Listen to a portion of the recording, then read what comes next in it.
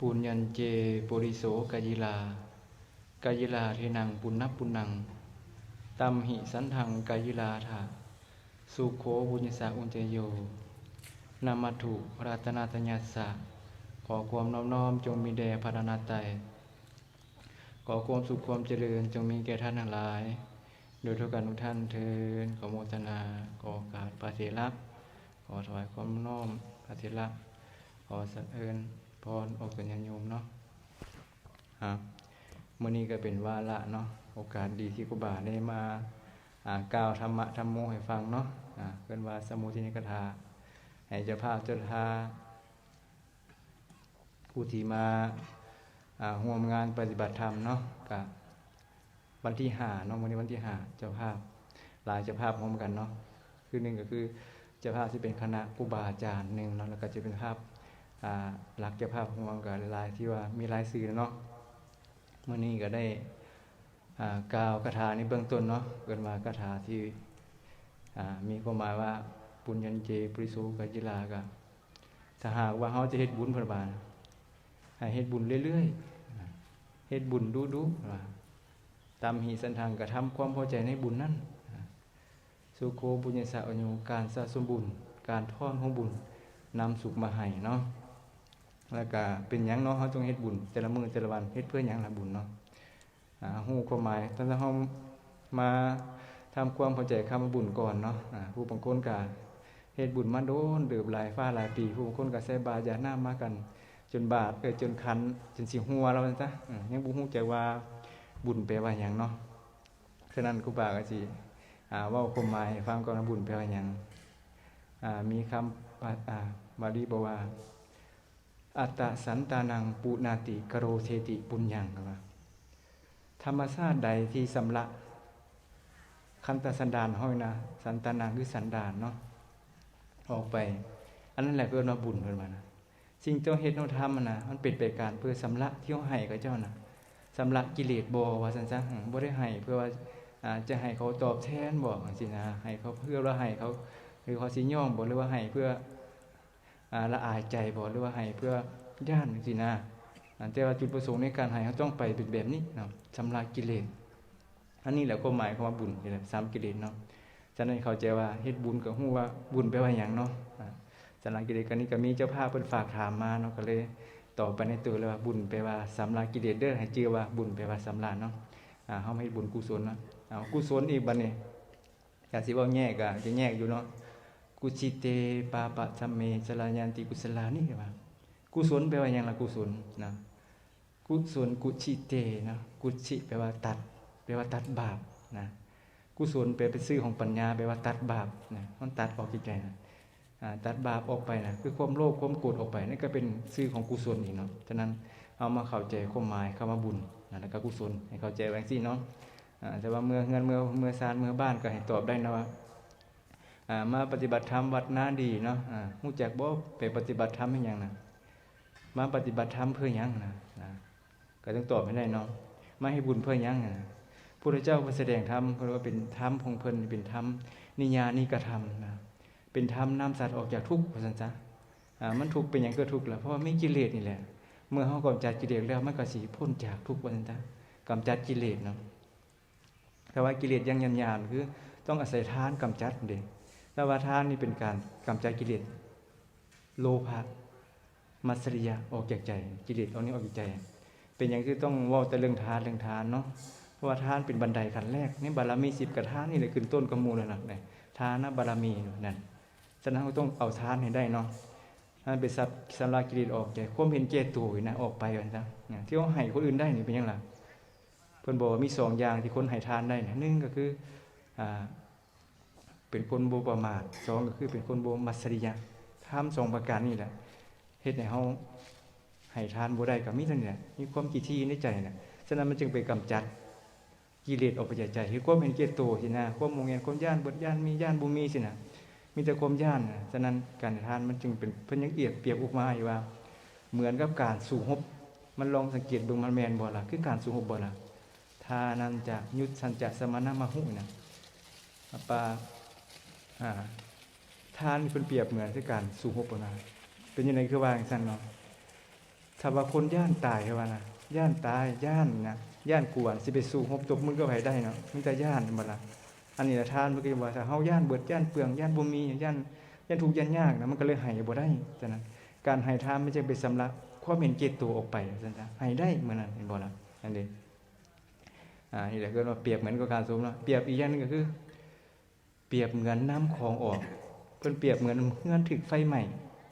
เคยได้ฮู้บ่ว่าเงินถึกไฟไหม้เป็นจังไดเนาะบุคคลใดนำของออกจากเงินถึกไฟไหม้นั่นเห็นบ่ของสิ่งนั้นจะเป็นประโยชน์แก่เขานะคือจังเฮานำคืออันของออกจากเงินที่มันกำลังถึกไฟไหม้อยู่นี่นะน้ำอันใดล่ะน้ำตู้เย็นน้ำพัดลมบ่น้ำเป่าเขาอิหยังออกมามันก็เป็นประโยชน์บ่สิ่งใดที่เฮานำออกมาบ่ได้ไฟมันก็ไหม้ที่เบิดนั่นเด้นั่นแหละคือเราเปรียบเหมือนกับน้ำของออกให้ทานสิ่งที่นำออกมาแล้วนั่นแหละจะเป็นประโยชน์แก่เขานำสุขมาให้เพิ่นว่าเด้สิ่งใดที่เฮายังบ่ให้อันนั้นน่ะยังบ่แม่นของเฮาแท้ได้เพิ่นว่าโจรก็ลักไปได้ไฟก็ไหม้ได้พี่น้องเป็นที่ฮักก็เอาไปได้พระราชาหรือว่าราชการเขาก็ยึดไปได้นั่นเด้ถ้าว่าเฮานำมาแล้วมันสิเป็นของเฮาว่าโจรลักบ่ได้ปุญญังโจโลหิทูหลังบุญท่านนี่โจรลักบ่ได้ฉะนั้นบุญมันจึงสำคัญเนาะเอามาเข้าใจคำว่าบุญก่อนแล้วก็กุศลมันเป็นแบบนี้เนาะฉะนั้นจะพาจุทานอีกประการนึงก็คือต้องมีศรัทธาต้องมีเจตนาศรัทธาเด้ศรัทธานี่ต้องครบ3การบุพเจตนาก่อนให้ต้องมีจิตใจยินดีที่จะให้นะมุญจนะเจตนากำลังให้ต้องมีจิตใจเลื่อมใสในไผล่ะในพระพุทธเจ้าพระธรรมและในพระสงฆ์นี่แหละเรียกว่าสังฆัมหิสุปฏิตาตั้งทานนั้นไว้ในสงฆ์อันมีผลหลายมีในสงฆ์หลายอีกประการนั้นเนาะเมื่อให้แล้วเป็นจังได๋ปลื้มปิติใจดีใจว่าเฮาได้ทำบุญไว้แล้วเด้อว่าง่ายๆคือก่อนให้ก่อนทำนี่ต้องยินดีก่อนเฮ็ดน่ะกำลังเฮ็ดนี่ก็ต้องใจก็ต้องดีอีกเด้เห็นบ่ล่ะบัดเฮ็ดแล้วก็ต้องใจดีอีกบ่บ่แม่นว่ากำลังเฮ็ดก็ใจร้ายเนาะหานั้นก็บ่เห็นก็เอิ้นนี่เพิ่นยังบอกว่าให้ใจดีให้มันครบ3การนี้ดีตอนให้กำลังให้แล้วนี่ดิอันนี้องค์ประกอบในการทานได้บุญหลายเนาะแต่ว่าจะไปนอนจะไปส่งผลให้ไปเกิดอยู่ไสนี่ก็อีกประการนึงอีกนะมันอยู่ที่เจตนาอย่างเช่นสิ่งที่จะนำมาเว้าฟังมื้อนี้ก็เรื่องทานสูตรเนาะทานสูตรเนาะ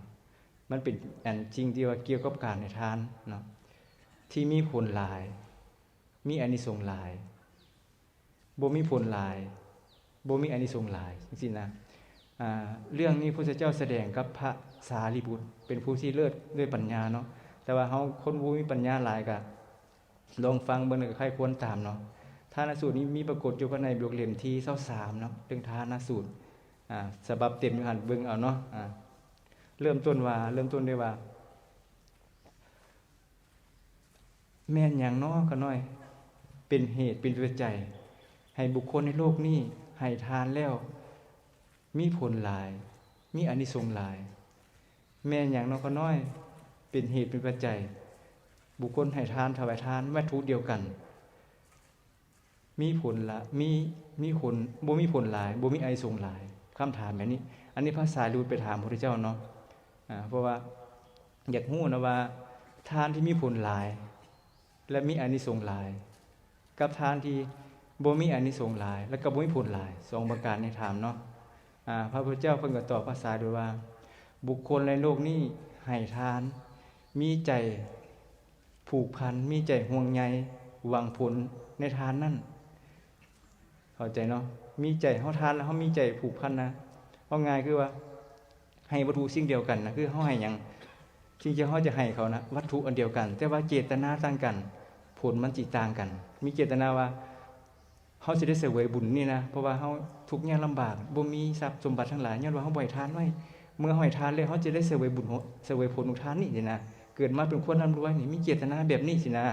เกิดว่าบุคคลในโลกนี้ให้ทานมีใจห่วงใยมีใจผูกพันในทานหวังผลในทานนั้นเมื่อเขาตายไปแล้วเขาย่อมไปเกิดสวรรค์สั้นจาตูมเนาะเข้าใจเนาะสวรรค์มีจักสั้นแม่ตู้แม่ขาวสวรรค์มีจักสั้นสวรรค์มันเป็นสวรรค์นักเขตได้สวรรค์ได้ยินมาไกลๆว่าสวรรค์มี6ชั้นเนาะอันนี้แหละถ้าว่ามีเจตนาแบบนี้นะไปเกิดเป็นหมู่ของเทวดาสั้นจาตูมเมื่อเขาสิ้นกรรมสิ้นยศหมดความเป็นใหญ่แล้วต้องกลับขึ้นมาอีก ทานชนิดนี้พุทธเจ้าเพิ่นบอกว่ามีผลหลายแต่บ่มีอานิสงส์หลายนี่เด้เป็นหยังคือต้องวางซั่นเพราะว่ามันบ่จำกัดมันบ่กำจัดกิเลสเพราะมันเฮาต้องกลับขึ้นมาเกิดอีกนี่ถ้าว่ากำจัดกิเลสมันก็จะมีผลหลายนี่ก็สิเว้าไปตามนั้นค่อยศึกษานํกันฟังไปเนาะสารีบุตรบุคคลในโลกนี้ให้ทานโดยบ่หวังผลบ่ไม่หวังห่วงใยในทานนั้นเขาให้ทานโดยบ่หวังผลพุ่นว่าน่ะเป็นหยังคือบ่หวังผลเขาว่าทานนี่เป็นของเป็นสิ่งดีควรให้ควรแบ่งปันเขาก็มีเจตนาแบบนี้ให้แบบนี้นะเขาย่อมไปเกิดเป็นเทวดาสั้นที่2สั้นดาวดึงสาเมื่อสิ้นกรรมสิ้นยศสิ้นฤทธิ์หมดความเป็นใหญ่เครื่องบทบุญจากสวรรค์นั้นนะต้องกลับลงมาเกิดอีกทานชนิดนี้เพิ่นบอกว่ามีผลหลายแต่บ่มีอานิสงส์หลายแตกต่างกันเนาะนี่ก็อธิบายแล้วก็สิมาอธิบายตำหลังขึ้นมาฟังใหม่เนาะประการที่2แล้วเนาะที่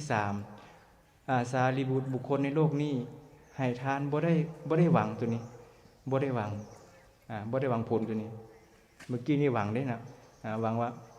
มันเป็นสิ่งดีแต่ว่าตัวนี้บ่หวังผลแต่ว่าปู่พ่อแม่เฮ็ดตามพ่อแม่ปู่ย่าตายายเฮ็ดมาเฮาสิบ่ให้เสียประเพณีซั่นเฮาคิดแบบนี้มีใจเป็นมีเจตนาแบบนี้เมื่อเขาแตกกายทางร่างขันธ์แล้วเขาย่อมไปเกิดเทวดาเป็นหมู่เทวดาสั้นที่3สั้นยามมาเมื่อสิ้นกรรมสิ้นยศสิ้นฤทธิ์หมดความเป็นใหญ่ในสวรรค์ต้องกลับลงมาเกิดอีกทานแบบนี้เพิ่นบอกว่ามีผลหลายแต่อานิสงส์บ่หลายเป็นหยังคือว่าซั่นต้องกลับมาเกิดอีกเด้มันบ่คือว่ามันยังเกิดมันยังต้องเวียนว่ายในสังสารวัฏคือว่ามันบ่ออกจากวิวัฏฏะนะมันยังต้องเกิดมาในกามวจรภูมิเนาะเอาเว้าให้จบซะก่อนเลยสิอธิบายทีหลังเนาะบุคคลในโลกนี้ให้ทานโดยบ่ได้คิดแบบเมื่อกี้นี้บ่ได้มีเจตนาแบบเมื่อกี้นี้คือว่าบ่ได้เฮ็ดตามพ่อแม่ปู่ย่าตายายเฮ็ดมาแต่ว่าเขาเฮ็ดเพื่อว่าอนุเคราะห์สมณพราหมณ์เพราะว่านักบวชครูบาอาจารย์เขาเจ้าหุงหากินบ่ได้เฮาหุงหากินได้เฮาก็เลยว่าถ้าเฮาบ่ให้บ่สมควรแก่เฮามีเจตนาเป็นคิดแบบนี้นะมีเจตนาว่าพระอันนี้เพิ่นหุงหากินบ่ได้สมณพราหมณ์หุงหากินบ่ได้เฮาสินึ่งข้าวใส่บาตรถวายเพิ่นจังซี่นะคือจังมื้อนี้พวกเจ้ามาเฮ็ดสินะว่าพระนี่เพิ่นหุงหากินบ่ได้เนาะหากินบ่ได้แล้วก็เอาละเฮาสิอนุเคราะห์เพิ่นนะให้เพิ่นได้ประพฤติธรรมสะดวกนี่เด้อันขอนี่เนาะมันสิเกี่ยวนะพวกเจ้ามีเจตนาแบบนี้บ่ล่ะเวลาพวกเจ้าให้ทานมีคิดแบบนี้บ่ล่ะใส่ใจแบบนี้บ่ถ้าแบบนี้นี่แต่กายทางร่างขันธ์แล้วไปเกิดเป็นเทวดาสั้นที่4ชั้นดุสิตนั่นเด้เห็นบ่ล่ะสิ้นกรรมสิ้นยศหมดความเป็นใหญ่ต้องกลับขึ้นมาอีกตัวนี้ก็ได้กลับขึ้นมาอีกทานแบบนี้พระพุทธเจ้าบอกว่ามีผลหลายแต่บ่มีอานิสงส์หลายนี่มันกลับขึ้นมาอีกได้ในตัวนี้เนาะไปตัวที่4ตัวที่5เนาะบุคคลในโลกนี้ให้ทานบ่ได้หวังเมื่อกี้นี้บ่ได้เฮ็ดตามบ่ได้เฮ็ดเพื่อบูชาบ่ได้เฮ็ดเพื่ออนุเคราะห์เมื่อกี้นี้เนาะแต่ว่าเขามีเจตนาว่าเฮ็ดเพื่อบูชาตามเฮ็ดเพื่อบูชาเหมือนฤาษีในการก่อนเฮ็ดมาฤาษีในการก่อนเขาเจ้า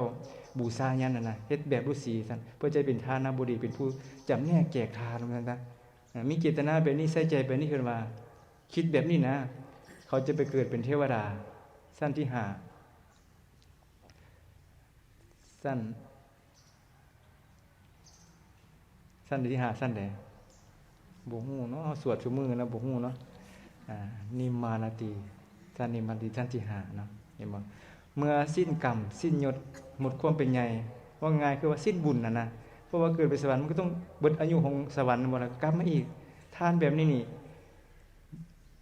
มีผลหลายอยู่แต่อานิสงส์บ่หลายนี่อานิสงส์บ่หลายแตกต่างกันเนาะลำดับตัวที่5ที่ฮอดศาสวรรค์ที่ฮอดชั้นที่6กันเนาะชาลีบุตรบุคคลในโลกนี้ให้ทานเขาบ่ได้ให้เพื่อว่าจะให้เพื่อบูชาเหมือนฤาษีในการก่อนบ่ได้เฮ็ดแบบนั้นบ่ได้คิดแบบนั้นแต่ว่าให้เพื่อจิตเลื่อมใสเกิดความปลื้มใจเกิดสมนัสใจนี่ให้แล้วมันสุขใจนะพระเจ้าเป็นสิบ่เวลาให้ทานละให้เขาได้ให้แล้วมันสุขใจดีใจปลื้มดีใจอิ่มใจสินะนี่แหละให้แล้วมันสุขใจนะ ถ้าว่าคิดแบบนี้มีเจตนาแบบนี้สิไปเกิดเป็นฮูเป็นหมู่ของสวรรค์เป็นเพื่อนของเทวดาสั้นที่6ปัญญามารในสั้นนี้เนาะปรมิสวัตติมารนะนี่ปรมิสวัตติมารสั้นที่6นี่เมื่อสิ้นกรรมสิ้นยศหมดความเป็นใหญ่แล้วหมดบุญว่าซั่นซะต้องกลับลงมาเกิดอีกนี่ทานชนิดนี้มีผลหลายกลับมาเกิดคือมาเกิดเป็นมนุษย์จังได๋ก็มีผลหลายแต่อานิสงส์บ่หลายนะเป็นหยังคือว่าจังซั่นเนาะเดี๋ยวมาจบก่อนเนาะบุคคลในโลกนี้นะสาธุบุคคลในโลกนี้ให้ทานบ่ได้หวังว่าใจจะปลื้มใจบ่ได้ว่าเกิดโภมนัสแต่เขาให้ทานเขามีคิดว่าปรุงแต่งจิตสำระจิตให้ออกจากกิเลสให้ไกลจากกิเลสให้สำระกิเลสนี่นะคือจังว่าในเบื้องต้นบ่แปลว่าสำระนี่แหละสำระกิเลสนะเพื่อ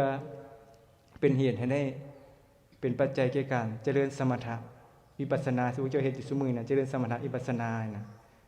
จนได้ฌาน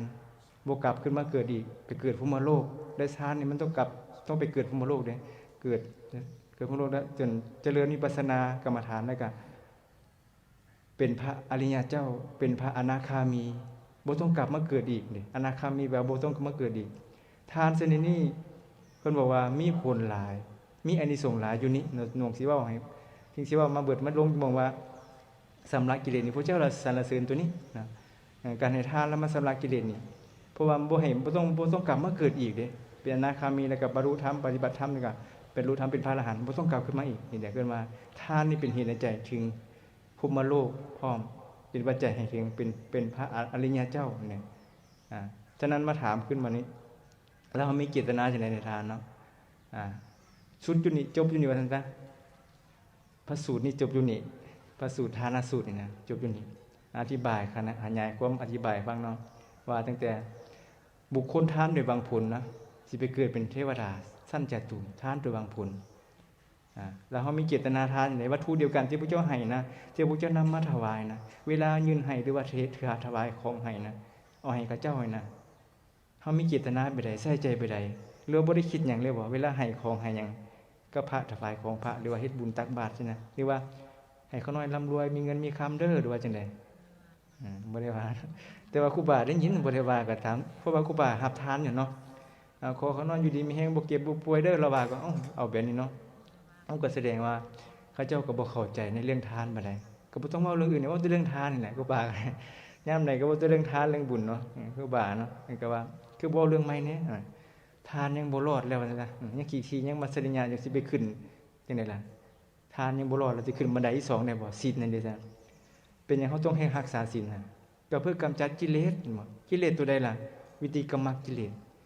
สที่มันล่วงมาทั้งกายทั้งวาจาเฮานี่ต้องอาศัยศีลกำจัดออกไปนี่เด้แต่ว่าใจเฮามันยังใจร้ายได้บ่ใจร้ายอยู่บ่มีศีลก็ใจร้ายบ่ล่ะใจร้ายอยู่ก็ต้องอาศัยสมาธิเห็นบ่ข่มนิวรณธรรมข่มนิวรณ์พวกกิเลสนี่เด้นี่ภาวนามีหยังล่ะภาวนาเฮ็ดหยังเฮ็ดภาวนากรรมฐานเพื่อหยังก็เพื่อกำจัดกิเลสนี่เด้เพราะพระพุทธเจ้านี่มุ่งไปที่กำจัดกิเลสคำสอนของเพิ่นนี่มุ่งไปเพื่อขัดเกลาเพื่อเป็นการลดละเลิกกิเลสได้เห็นบ่ได้เป็นเพื่อสะสมกิเลสบ่แม่นเนาะถ้าของเพิ่นสอนเพิ่นสิสอนนี่สร้างบารมีมาก็เพื่อหยังเพื่อคนสัตว์ออกจากวัฏสงสารนี่นะให้พ้นจากทุกข์ว่าซั่นซะเป็นหยังก็ทุกข์ล่ะย้อนว่ามีกิเลสเมื่อเฮากำจัดกิเลสเฮาก็สิบ่ทุกข์นั่นเด้กิเลสมันก็ระดับมี3ระดับเด้เนาะกิเลสอย่างต่ำก็ต้องอาศัยแบ่งตัวมันขี้โลภความอิทธิความโลภนะต้องอาศัยการแบ่งปันการเสียสละออกไปซะก่อนบ่ล่ะกิเลสอย่างที่ว่าที่มันทางวาจาไปทางวาจาทางกายทางวาจาต้องอาศัยศีลเนี่ยกำจัดออกไปกิเลสที่เป็นอนุสัยบัดนี้ก็ต้องอาศัยภาวนาวิปัสสนาปัญญาเนี่ยต้องอาศัยหมดทานศีลภาวนาอันนี้เป็นภาวนาคือว่าเป็นขั้นสูงสุดเนาะทานเฮาก็เฮ็ดศีลเฮาก็รักษาภาวนาเฮาก็เจริญอันนี้ก็ถือว่าเฮาได้เฮ็ดองค์ประกอบทานศีลภาวนาเนาะถ้าพระเพิ่นสิบอกว่าศีลสมาธิปัญญานี่เป็นไปตามอันดับแบบนี้เนาะอันใดก็ต้องสำระกิเลสเนาะคือจังว่ากลับคืนมาอีกเนาะเมื่อกี้นี่บอกว่าถ้าเฮามีเจตนาในการให้ทานเนาะเจตนาด้วยวางผลนี่นะวางผลวางว่าจะได้เสวยบุญเนาะยามทุกข์ยามลำบากแล้วเฮาก็สิให้เขาบ่ให้ยามเราเฮาบ่ให้ไว้เฮาบ่มีนี่นั่นต้องอาศัยบุญตัวนี้นี่นะ ราะเราไปเกิดเป็นเทวดาสั้นจาตูมเนาะถ้าว่าทานโดยบ่หวังผลมีเจตนาบ่หวังว่ามันเป็นสิ่งดีควรให้ควรแบ่งปันกันสิถ้ามีเจตนาแบบนี้เวลาให้เจ้าสิไปเกิดท่านเทวดาดาวดึงสาท่านที่2เนาะถ้าว่าเจตนาว่าเฮ็ดตามพ่อแม่ปู่ย่าตายายเฮ็ดมาก็บ่เฮ็ดก็บ่คือสินะเฮ็ดตามกันมาสิเฮ็ดแบบพ่อแม่ปู่ย่าเฮาก็บ่เสียบ่ให้เสียประเพณีสิไปเกิดที่เป็นเทวดาสั้นยามมาเด้ถ้าว่าเฮ็ดเพื่อบุเคราะห์เฮ็ดเพื่อว่ามีเจตนาว่าอนุเคราะห์พระหรือว่าอนุเคราะห์ผู้ใดก็ตามแต่ที่มีใจว่าอยากช่วยเหลือเกื้อกูลคนอื่นนี่นะช่วยคนอื่นนี่นะผู้ใดมักช่วยคนอื่นเนาะก็สิเข้าใจเนาะเวลามันได้ช่วยเหลือคนอื่นมันสิดีใจบ่จังได๋พอใจช่วยเหลืออนุเคราะห์เขาเจ้านะทุกข์ยากลำบากถ้ามีคิดแบบนี้นะไปเกิดเป็นเทวดาสั้นยามมาไปตามลำดับเจตนาเด้เจตนาหังกัมมังวัฏฐามินี่พุทธเจ้าบอกว่าเจตนาเป็นตัวกรรมเจตนาที่เจ้าใส่ใจลงไปเจตนาแบบความจงใจปักใจลงไปนะว่าเจตนาเจ้าให้นี่มันมีเจตนาแบบใดถ้ามีเจตนาแบบนึงมันก็ส่งผลไปจังนึงตามเจตนาของเจ้าเป็นการกระทำของเจ้านั้นแสดงเขาต้องเข้าใจในวิธีการให้บุญนะเวลาให้บุญเนาะถ้าว่าเฮ็ดเพื่อว่าการเป็นการอนุเคราะห์เป็นการบูชานี่ก็แตกต่างกันอีกเมื่อกี้นี่สั้นเลยนะเมื่อกี้นี่สั้นยามมาแต่ว่าเฮ็ดเพื่อว่าอนุเคราะห์บูชานี่สั้นดาวดิงสาถ้าว่าเฮ็ดเพื่อบูชาเนาะเมื่อกี้นี่อนุเคราะห์มันเฮ็ดเพื่อบูชาสั้นดาว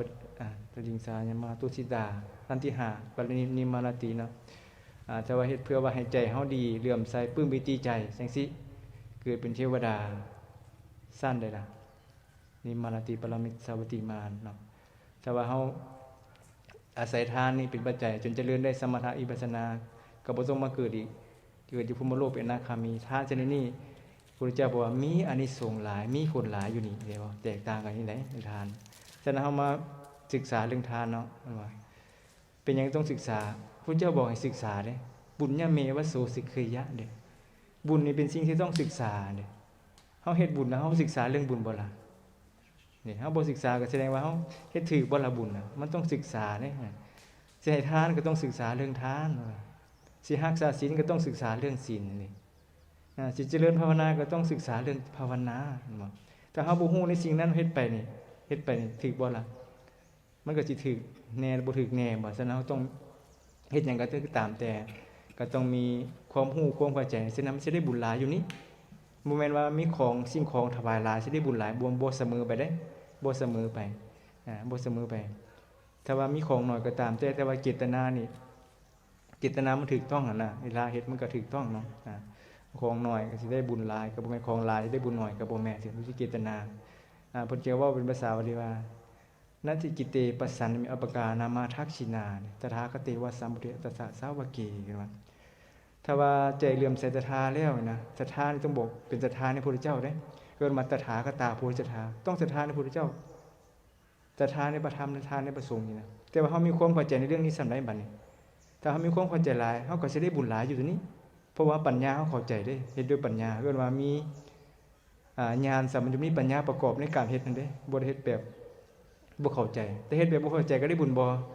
ก็ได้บุญเพิ่นว่าญาณวิปยุตนี่ญาณมีบุญแปลว่าบ่เข้าใจเรื่องนั้นนะแต่ว่าเฮ็ดก็ได้บุญบ่เพราะว่าเป็นองค์ประกอบนี่เพิ่นว่าเป็นมหากุศล8นะมี8ดวงนะ4ดวงเป็นญาณสัมปชัญญะมีปัญญาประกอบอีก4ดวงเป็นญาณวิปยุตบ่มีปัญญาประกอบเด้นี่แล้วเฮาเบิ่งบัดนี้เฮามีเจตนาแบบใดมันก็ส่งไปแบบนั้นนะตามเจตนาของเจ้านั่นแหละเนาะเรื่องสำคัญเด้ทานเนาะอย่าว่าบ่สำคัญเนาะบ่เข้าใจบ่เปิดโอกาสให้ถามเด้อเพราะว่าเขาบ่ฮู้ว่าถามนี่ก็ผู้ใดสิถามเนาะให้ถามตื่นเพราะอาจสิบ่เข้าใจเนาะเพราะว่ามันเป็นสิ่งที่พระพุทธเจ้าตรัสกับภาษาลิบุตรเนาะภาษาลิบุตรผู้มีปัญญาหลายเนาะแต่เฮานี่มีปัญญาหลายอยู่บ่ล่ะเห็นบ่ล่ะแม่ออกเตียงเฮาเนาะว่าจะได้แม่ออกเตียงเฮาก็น้อยบ่ฮู้ว่าซั่นซะเฮ็ดบุญอย่างเดียวบ่ได้ต้องฮู้ได้แม่ออกเตียงสำคัญนะเป็นเฮ็ดบุญตลอดนะแม่ออกเตียงเนาะแม่ออกเตียงก็หลายๆไม่ออกอยู่เฮ็ดบุญนั่นแหละแม่คอกแม่ขาวต้องถามถ้าเฮาบ่ถามบ่ฮู้ในตู้นางเฮาเป็นจังได๋คนน้อยบ่กล้าถามหรือบ่มีแนวสิถามเนาะ ต้องให้เข้าใจจังซี่นะเวลาเฮ็ดบุญเฮาต้องมีเจตนาให้มันถูกต้องเนาะในเจตนาบ่ต้องเป็นไปคือสำลักกิเลสมันถูกต้องถ้าว่าให้บูชาผลมันก็ส่งผลนิดนึงเนาะให้เพื่ออนุเคราะห์ก็ส่งผลนิดนึงได้แปลว่าให้เพื่อว่ามันดีบ่เห็นว่ามันดีบ่หรือว่าให้เพื่อหวังผลบ่สินะมันก็ส่งผลตามเจตนาเฮาไปนั้นแต่ว่าเจตนาจะลืมเฮาปรารถนาจังนึงคือว่านิพพานะปัจจโยโหนตุปรารถนาความพ้นทุกข์ปรารถนาออกจากสังสารวัฏเขาเอิ้นว่าวิวัตตะปรารถนาออกจากทุกข์เด้ถ้าเฮาบ่ปรารถนาได้บ่มันก็ได้อยู่แต่บ่มีกำลังแฮงนั่นเด้ฉะนั้นมันต้องมีปรารถนาพร้อมปรารถนานี่บ่ปรารถนาจะเอาเด้ปรารถนาเพื่อจะเฮ็ดมันมีคนปรารถนาเอาเด้เอานั่นเอานี่บ่แต่คนเฮาบ่เอาก็ได้มันก็ต้องได้อยู่แล้วเพราะว่าเป็นทางผ่านนะแต่จริงแท้มันต้องตั้งความปรารถนาเพื่อความพ้นทุกข์เนาะขอบุญนี้จึงเป็นปัจจัยแก่การกำจัดกิเลสนี่เพราะว่าเฮามีกิเลสนี่แหละตัวนี้แหละตัวมันเฮ็ดให้เฮาทุกข์ยากลำบากกิเลสเนี่ยถ้าเฮามีความโลภหลายจังได๋ล่ะตายจนความโลภเพิ่นก็บ่ว่าไปเป็นเปรตเนี่ย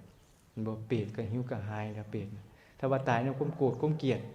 ก็สิไปไสล่ะก็เป็นสัตว์นรกน่ะ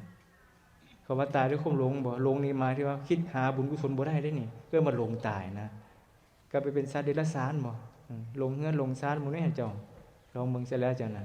บ่ว่าแต่เจ้าและผู้ใดกันเบิดเนาะถ้าว่าหลงตายนะหลงตายแล้วคิดหาบุญกุศลบ่ได้นี่ไปเป็นสัตว์เดรัจฉานเนาะถ้าว่าตายโดยมานะทิฏฐิตัวนี้เฮ็ดเป็นอสุรกายตัวนี้ว่าเฮานี่แหละดีกว่าหมู่ว่าคนอื่นบ่ดีจักอย่างสินะว่าเฮานี่ถูกต้องสินะมานะน่ะเฮาดีกว่าเขาเฮาเสมอเขาเฮาสูงกว่าเขาก็เป็นมานะเป็นกิเลสได้นั่นบ่นั่นเฮาต้องฮู้เลยว่าอะไรเป็นกิเลสนะเพราะว่าเฮาจะกำจัดกิเลสบ่ล่ะเฮายังบ่ฮู้หน้าตากิเลสเลยบ่กิเลสเกิดกับตัวเองก็ยังบ่ฮู้บ่นั่นเด้ฉะนั้นมันต้องฮู้ได้เนาะว่าอันใดเป็นกิเลสอันใดบ่เป็นกิเลสมันสิจับบ่เอิ้นว่าสำระกันได้นะให้ชื่อง่ายๆนะว่าบุญแปลว่าสำระกิเลสเนาะเพราะว่าเฮามาเจริญบุญกุศลก็คือว่าไม่เฮ็ดประโยชน์ตัวเองนี่นะถ้าว่าเฮาบ่เฮ็ดประโยชน์นี่เสียใจภายหลังเด้เพราะว่าเฮาเกิดเป็นมนุษย์แล้วนี่เฮาควรจะเฮ็ดประโยชน์ให้ตัวเองก็ได้ถ้าเฮาไปตายไปสิเสียใจภายหลังโอ้ยตอนเป็นมนุษย์คือบ่ได้เฮ็ดบุญน่ะสิเสียใจคือจังไผล่ะเสียใจคือไผล่ะคือจังสัตว์นรกที่ว่าเขาจะไปตกนรกแล้วนะเจ้าเคยได้ยินบ่ว่าทุสะนะโสเคยได้ยินอยู่บ่ทุสะนะโสเคยได้ยินบ่เอิ้นว่าหยังหัวใจสัตว์นรกบ่หรือว่าหัวใจเปรตเคยได้ยินบ่บัดตายไปแล้วตกนรกจังบอกว่าโอ้ยขาน้อยมีทรัพย์สมบัติอยู่เพิ่นว่าขาน้อยบ่ได้เฮ็ดบุญเพิ่นว่าน่ะจังสิมาเดือดร้อนใจคือสิได้บ่ได้เฮ็ดบุญบ่ได้เฮ็ดกุศลเลยนะเฮาจะเป็นซัวซ่าที่เนาะว่าซั่นอันนี้ว่าภาษาเราให้ฟังเนาะคันภาษาบาลีมันสิว่าจังซี่ทุสิวิตามะสิวิมหาเยสนานเยสโน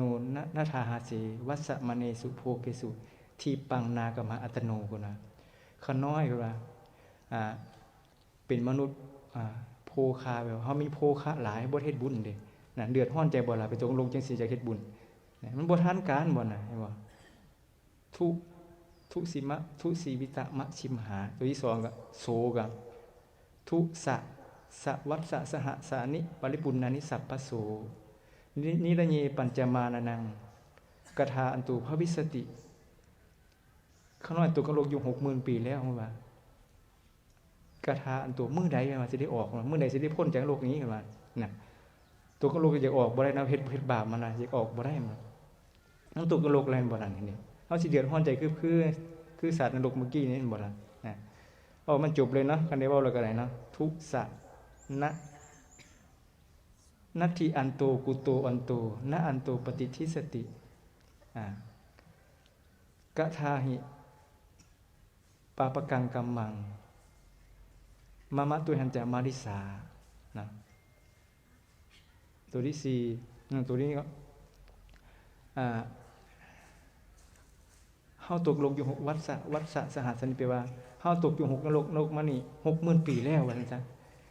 มื้อใดสิได้ออกว่าซั่นซะมื้อใดสิได้ออกจากโลกแล้วตัวนึงก็ว่าโอ้ยบ่มีมื้อดอกบ่ได้ออกดอกบ่ได้ออกง่ายดอกเฮาบ่ได้ไปง่ายดอกนี่ตัวนี้ตัวสุดท้ายนี่กูบอกมักคำเว้าสุดท้ายหลายเนาะสุดท้ายก็ว่าทุสะนะโสหังนูนะอิโตคันตวาโยนิรัฐานมนุสิงวะทันโยศีลสัมปันโนกาหามิกุศลังพหุงกาหามิกุศลังผมแปลว่าจะเฮ็ดบุญได้หลายเพิ่นว่าก็ตัวนี้เด้กาหามิกุศลังพหุงเมื่อเฮาได้เป็นมนุษย์แล้วนะ จะจะให้ทานนะบ่าจะหักกสินจะฮู้อาการของคนขอจะเฮ็ดบุญหลายๆขึ้นมาสิเนี่ยจะเบิ่งแม่เนี่ยพอไปตกนรกแล้วจึงคิดออกมันสิได้บ่สิน่ะจะว่ามันบ่ทันอันนี้เห็นบ่ล่ะบัดตกนรกมาเกิดมนุษย์อีกบัดนี้สิคิดออกบ่ล่ะเฮาสิคิดออกเฮ็ดบุญบ่ล่ะสิคิดว่าโอ้เฮาร่ำรวยมานี่ย้อนบุญกุศลนี่เฮาเสียบุญไปต่อบุญก่อนหน้าสิมันคิดออกแบบนี้บ่ล่ะเอาไปเฮ็ดบุญบ่มีจะเสียไปเฮ็ดอย่างอื่นบ่ล่ะเนี่ยน้อยคนได้ที่ว่าจะมาเฮ็ดบุญได้เนี่ยฉะนั้นผู้ที่ไม่เฮ็ดบุญแปลว่าผู้ที่ว่ากล้าเสียสละเนาะกล้าเสียสละทรัพย์ที่ว่าเฮามีอยู่นะด้วยความเห็นด้วยความยากลำบากที่หามาได้นะบ่แม่นของง่ายนะซุมื้อนี้หาเงินหาคำเนาะแต่ว่ายังกล้าสละออกมาได้ก็คือว่าเห็นประโยชน์เนาะเห็นคุณเห็นโทษของมันได้เนาะ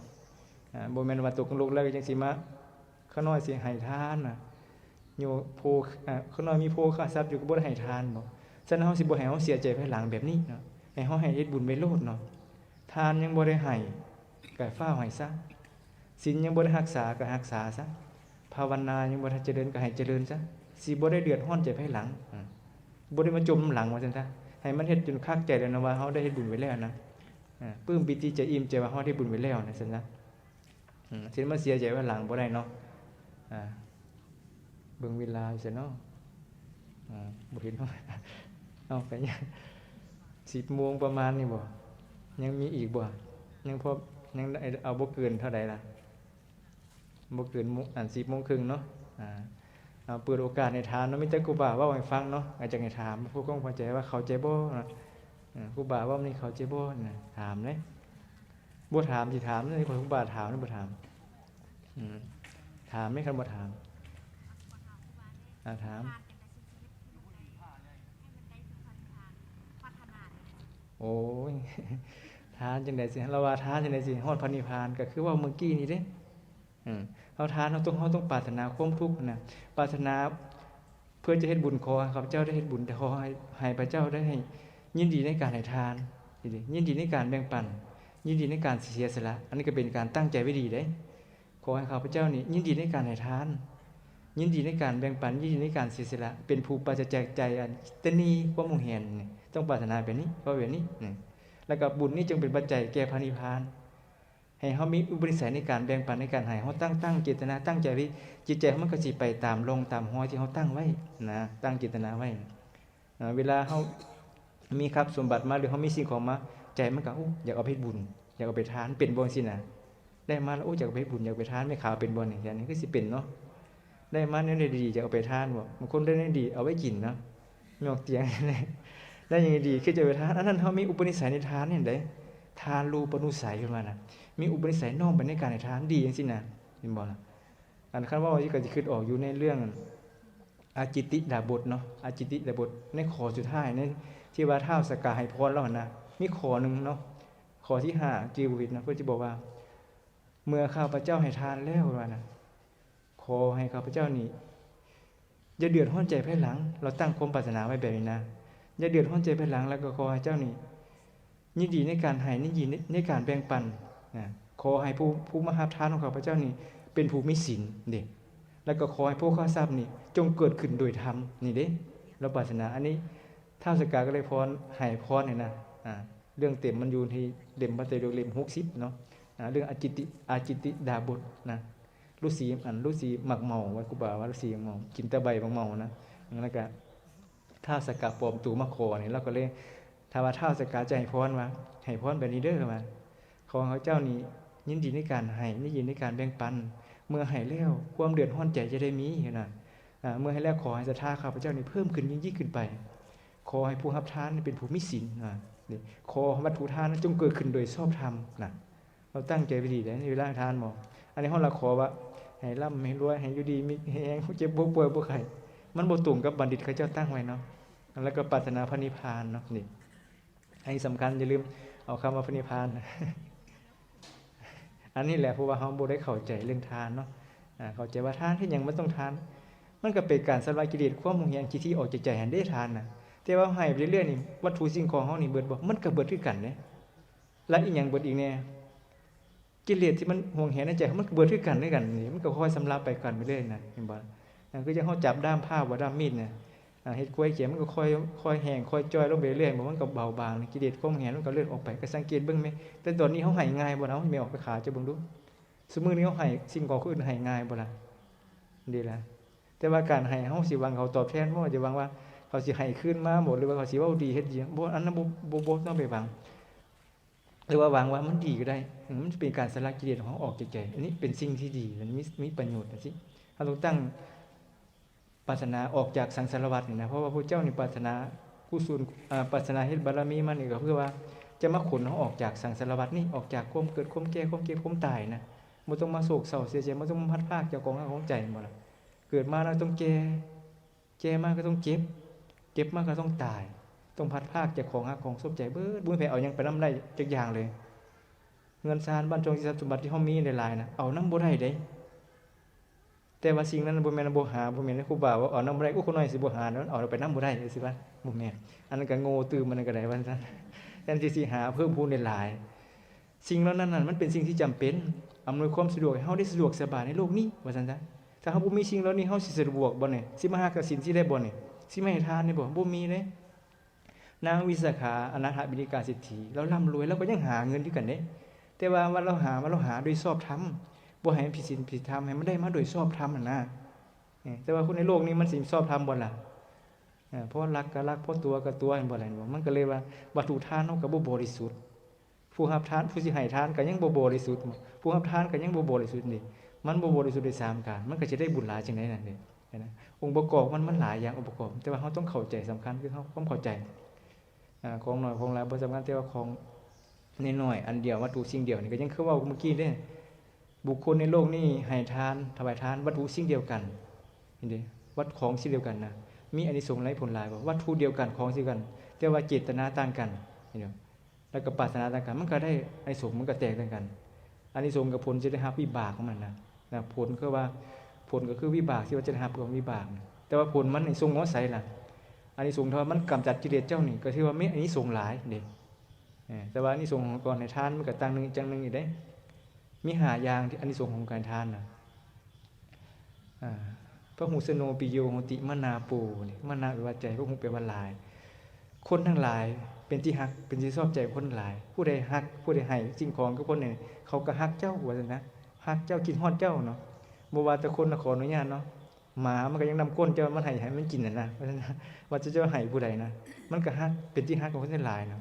อันนี้เป็นผลที่ว่าเห็นในประโยชน์เห็นในโลกนี้เลยเด้บ่ต้องว่าตายก็ฮู้เด้บ่แม่นเห็นประโยชน์ในโลกนี้เลยเห็นผลในโลกนี้เลยเขาให้ผู้ใดแต่ถ้ามโนปิโยโหติผู้ให้นี่เป็นที่ฮักแน่นอนอันนี้สันโตสัพพุริสาวาสติสัตตบุรุษคนดีทั้งหลายเขาก็คบหาเจ้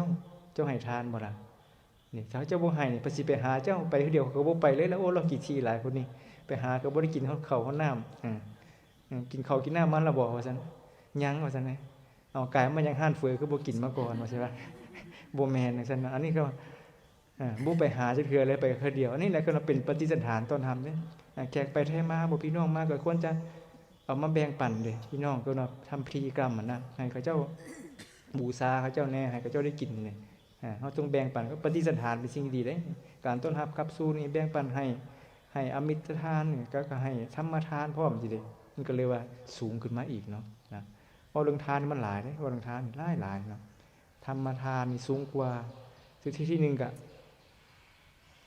อมิสทานเลยวัตถุสิ่งของ10ประการนะวัตถุทาน10ประการมาในประสูตรนี่10ประการเนาะอันนังปานังญาณังวัฏทังมาลากันทังวิริอันนี้เป็นภาษาบาลีเนาะท่องไว้สิเข้าน้ำญาณเข้าน้ำญาณผ่ามาลาดอกไม้ของหอมเครื่องลูกทาประทีปโคมไฟนี่วัตถุ10ประการนี่มาทางประสูตร10ประการบ่เกินนี่ว่าซะ10ประการนี่คันว่าทางประสูตรมาทางอภิธรรมกันรูปเสียงกลิ่นรสสัมผัสธรรมรมเฮาเด้เวลาให้เนาะสิน้อมใจว่าให้รูปให้เสียงบ่ก็สิคิดบ่เป็นเรื่องนะคนคือที่เป็นคนที่ว่าเรียนมาศึกษามาเวลาเฮาให้สิ่งของงามๆเนาะให้สีพร้อมให้กลิ่นพร้อมเด้ที่เฮาวัตถุทานที่เฮามีนะโอ้สีนี่แดงๆงามๆเนาะมักสีนี้เฮาปาลกสีใส่ใจสีก็เป็นว่าเอาสีให้ทานเด้นี่ดอกไม้งามๆโอ้สีเหลืองเฮาเอาสีเหลืองนี่บูชาพระเจ้านี่ปาลกสีคิดใจสี ก็ไปเกิดเป็นเทวดาก็เป็นเรื่องวิมานเจ้าก็มีแต่สีเหลืองเบิดเลยใช่ไหมถามว่าเจ้าใส่ใจสีตอนตายนะนี่มันสินำไปแบบนี้ได้จิตเตอะนิติโลโกจิตเป็นตัวนำไปนี่ถ้าว่าจิตเฮานี่เป็นบุญบุญมันก็นำไปได้จิตเป็นบาปบาปก็นำไปคือกันฉะนั้นจิตใจสำคัญเด้เฮ็ดบุญมาหลายก็ตามแต่ถ้าว่าจิตตอนสิตายนี่เจ้าบ่คิดฮอดบุญมีเรื่องราวในการก่อนนางมาริกาเนาะเห็นบ่เราเฮ็ดบุญหลายเราเฮ็ดสถิตทานทานอันยิ่งนะพระเจ้าองค์หนึ่งมีเทื่อหนึ่งอันสถิตทานทานอันยิ่งเราเฮ็ดหลายฟังธรรมในพระนนท์ก็ฟังอีกปฏิบัติธรรมก็ปฏิบัติแต่ว่าตอนตายจิตใจสมองคิดฮอดบาปกุศลที่ตัวเองเฮ็ดไว้เด้ไปอบายภูมิ4พุ่นน่ะอยู่บ่เกินโดนบ่นี่เฮ็ดบุญมาหลายได้อย่าประมาทได้เอาเฮ็ดบุญในทานแม้แต่พระคือกันเนาะคิดฮอดจีวรนี่นะก็ยังไปเกิดเป็นตัวเล่นในจีวรบ่แม่เจ้าเบิ่งดูจิตใจเจ้าเป็นจังได๋ล่ะแล้วบัดนี้จิตใจเฮาได้ฝึกบ่บัดนี้นะได้ฝึกได้หัดได้ปฏิบัติได้ขัดเกลาบ่ได้คมมันจังคือบ่ล่ะเอาเจ้าเบิ่งหรือว่าไหลตามอารมณ์ไปเรื่อยเสียงก็มักเสียงได้ยินหูได้ยินเสียงก็มักเสียงได้เห็นรูปก็มักรูปบ่นะเดี๋ยวมันก็ไปตามถ้าเฮาบ่ได้มาฝึกคือจังซี่นี่ก็ชื่อว่าฝึกเตรียมตัวไว้นะเตรียมใจไว้ฝึกใจไว้จิตเตอนิจจิตเตอนิจจิตโกจิตเป็นตัวนำไปนะสำคัญจิตใจมโนวิญญาณพวกนี้เป็นคำเดียวกันเนี่ยจิตใจมโนวิญญาณคำเดียวกันแล้วเฮาสิไปไสบัดนี้ก็เบิ่งบัดนี้จิตขณะนี้เฮาเป็นจังได๋โทสะบ่โลภะบ่ดิมันก็เบิ่งเลยสิไปทางไหนเห็นบ่บ่ได้ยากแต่ว่าจิตเฮามีศีลมีธรรมเนาะมีศีล5ก็เอิ้นว่าเป็นมนุษยธรรมเนาะแต่ว่าศีล5เป็นมนุษยธรรมของมนุษย์มนุษยธรรมของมนุษย์มีศีล5ใจขณะนั้นเฮาก็เป็นมนุษย์นี่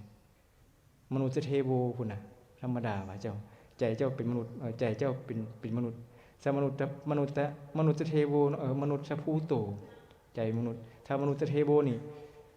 เกิดหิริโอตตัปปะอายโสโกบาปในใจเฮานี่ขณะนั้นใจเฮานี่เป็นใจเทวดาได้ตัวนั้นน่ะถึงห่างกายเฮาสิเป็นมนุษย์ก็ตามแต่ว่าใจเป็นเทวดานี่ก็เนาะมนุษย์เทโวแล้วเฮามาเบิ่งบัดในใจเฮานี่มีความโลภบ่บัดน่ะมีความโกรธบ่น่ะมนุษย์สเปโตได้แต่ว่า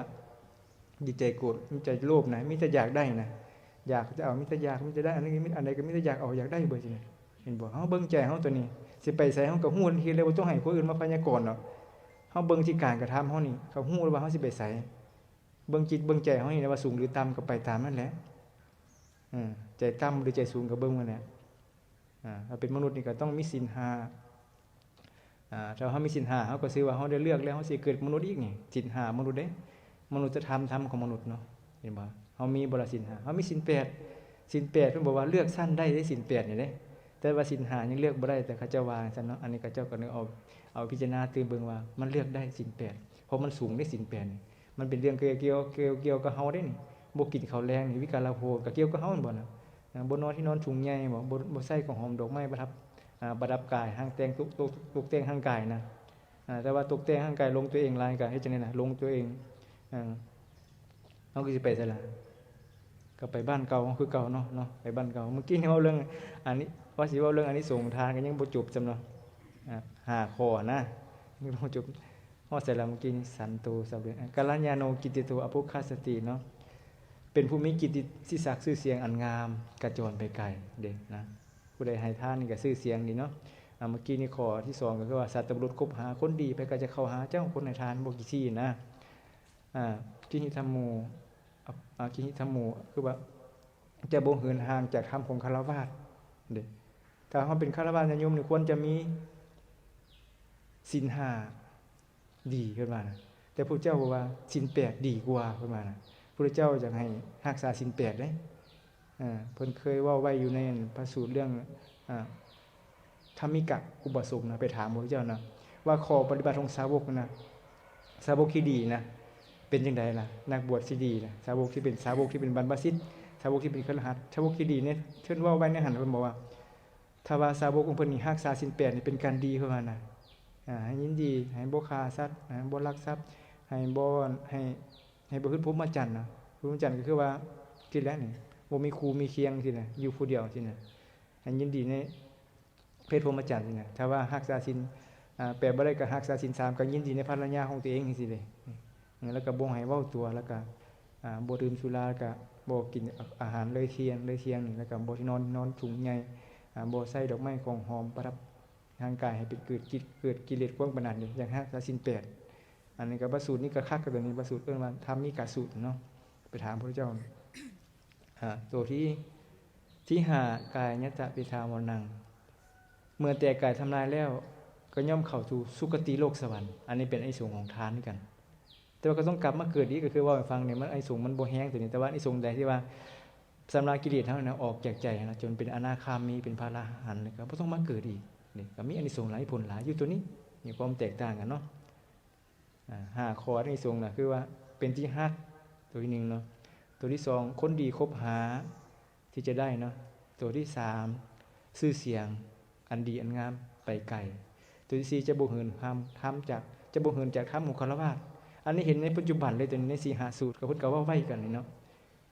เพิ่นก็ว่าไว้กันธรรมที่เห็นปัจจุบันนี่เห็นผลในปัจจุบันเลยตัวนี้4ข้อแต่ว่าข้อที่5นี่กายนิทะเพทามรณังนี่อันนี้เพิ่นปัวว่าสิหาบอกว่าเชื่อคำพุทธเจ้าเชื่อพุทธเจ้านะว่าตายแล้วย่อมไปสุคติโลกสวรรค์เด้แต่ถ้าจะไปสวรรค์มันก็เฮ็ดดีนะจะไปสวรรค์นี่ก็เพราะบุญนะคุณจะเป็นคนงามนี่ก็เพราะบุญนี่อันนี้ก็อาศัยบุญเบิดเนาะแต่ว่าบุญมันก็มีหลายอย่างมีทานมีศีลมีภาวนามีอวัยญาวัจจะไมบุญเอาน้อมตนมีอันวัยญาวัจจะไมบุญมีการคุณควรช่วยเหลือในกิจที่ชอบนะครับปฏิทานนามัยก็ปฏิทานนามัยปฏิทาปตานมุทนามัยแบ่งปันบุญแบ่งปันบุญแล้วก็โมหนาบุญธรรมสาวนามัยธรรมเทศนามัยแสดงธรรมฟังธรรมทิฏฐุสุกรรมตัวนี้สำคัญกับหมู่เบิดเลยในข้อ10ข้อนะคือสัมมาทิฏฐิความเป็นถูกต้องเด้เมื่อเห็นถูกทำถูกคิดถูกเบิดฉะนั้นเฮามาฟังธรรมก็เพื่อตัวนี้แหละเพื่อจะให้ได้สัมมาทิฏฐินี่แหละสัมมาทิฏฐินี่มันดีจังได๋วะติมันเปรียบเสมือนว่าน้ำทะเลว่าน่ะย่อมโอนไปเอียงไปไหลไปสู่พุ่นน่ะเหมือนน้ำมันไหลไปเหมือนขอนไม้ที่มันไหลไปสู่ทะเลบ่มีหม่องขัดของคาเนาะเห็นบ่ฉะนั้นสัมมาทิฏฐิความเข้าใจนี่ถูกต้องดีเนาะอันนี้เป็นเหตุให้เกิดกุศลก็อาศัยสัมมาทิฏฐิเนี่ยแต่คนเฮ็ดบาปไปก็บอกว่ามิจฉาทิฏฐิจะเฮ็ดบุญได้ก็บ่สัมมาทิฏฐิเนาะเว้าจังนี้ก็พอเข้าใจเนาะให้โอกาสถามอีก5นาทีพอม่วนลงในบาทนี้เนาะจบแล้วเนาะเว้าหลายก็จื้อหยังบ่ได้เนาะจื้อบ่ได้ก็จื้อว่าบุญแปลว่าสำราญกิเลสบาปบุญแปลว่าสำราญกิเลสจื้อเด้อกุศลแปลหยังกุศลแปลว่าตัดบาปกุชิเตปาปะธัมเมเด้แปลว่าตัดบาปลองใจเนาะให้จื้อซะมีเนาะก็ขออำนาจบารมีคุณพระศรีรัตนตรัยจงเป็นตบะเป็นเดชะเป็นเขาราปัจจัยขอให้บุญนี้จงเป็นปัจจัยให้พวกท่านทั้งหลายจงเจริญไปด้วยศรัทธาศีลสุตะจาคะปัญญาเพื่อจะเป็นญาณวาขามโอคะประสบสุขอันไพบูรณ์คือมรรคผลนิพพานโดยทุกการทุกท่านเทอ